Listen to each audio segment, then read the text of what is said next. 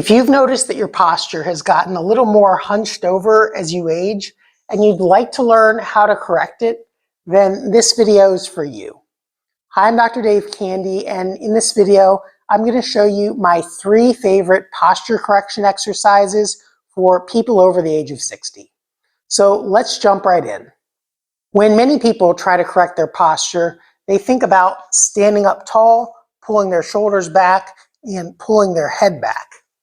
But in many cases, this doesn't fix the problem, and it can even cause secondary problems, particularly back pain.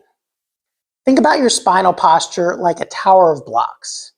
If you were going to build a skyscraper, you wouldn't start at the top story, right? No, you'd start down at the foundation. And the foundation of your spine is your pelvis. Now, if your pelvis is tilted too far forwards, then your tower is going to lean forwards.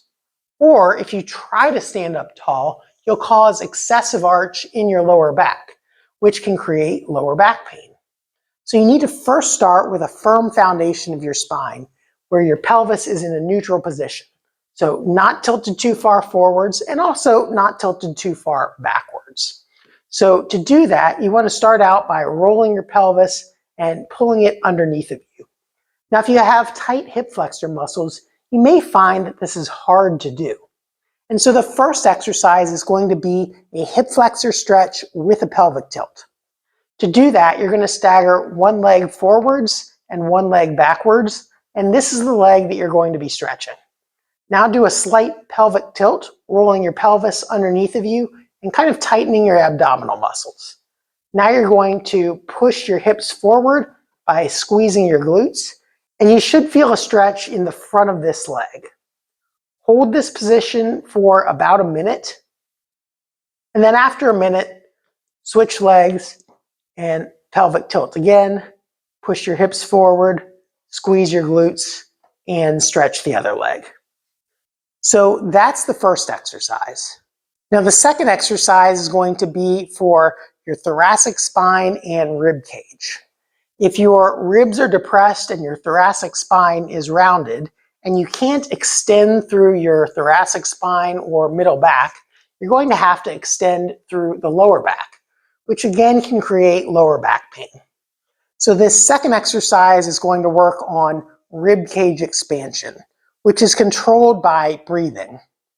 Your primary breathing muscle is your diaphragm, a dome-shaped muscle that moves down as you breathe in and goes back up as you breathe out. Now that causes your belly to come out as you breathe in, and you can see as you do that, breathe in by pushing your belly out, you almost automatically come up a little bit straighter. Now to see it from the front view, as you breathe in, you push your belly out and your rib cage expands a little bit sideways. So breathe in, push your belly out, breathe out, belly fall. Breathe in by pushing your belly out, breathe out by letting your belly fall.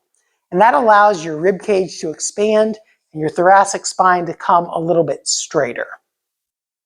Now the final exercise is to address your chest and your upper thoracic spine. If you spend a lot of time sitting, working at a computer, or looking at a smartphone, or driving, that can make your chest and shoulder muscles tight, which again can cause a rounded upper back and forward shoulders like this. Now to address that problem, we're going to do a chest stretch up against the wall. To do this, you want to stand with your lower back flat up against the wall, and it doesn't matter if your shoulders touch. In fact, if you have a rounded upper back, it's likely that your shoulders probably won't touch, and that's okay. So make sure you get your lower back flat up against the wall. Then you're going to take your arms and put them up like this, and lift your chest and pull the arms back as close towards the wall as you're able to. Your head doesn't need to touch the wall like this, and your shoulders and arms don't need to touch the wall. Just keep the lower back flat, and then lift the chest, arms, and hands backwards towards the wall as far as you can comfortably. Hold this position for at least 10 seconds, working up to 30 seconds or even a minute or more. and then relax. Now try to do 60 seconds, whether you do that in 6 sets of 10 or 2 sets of 30 or 1 set of 60 seconds. And that stretches out your chest muscles as well as helps bring your upper back upwards. Now, what about doing chin tucks? People often do chin tucks as a way to correct posture. But again, that's starting at the top floor of your building. And when you roll your pelvis underneath of you, take a deep breath in, and then extend the thoracic spine, your head automatically comes up over your shoulders. Now you may still need to do a slight head nod in order that you're not looking up at the ceiling like that, but it's not a retraction. This actually causes more stress on the discs in your neck.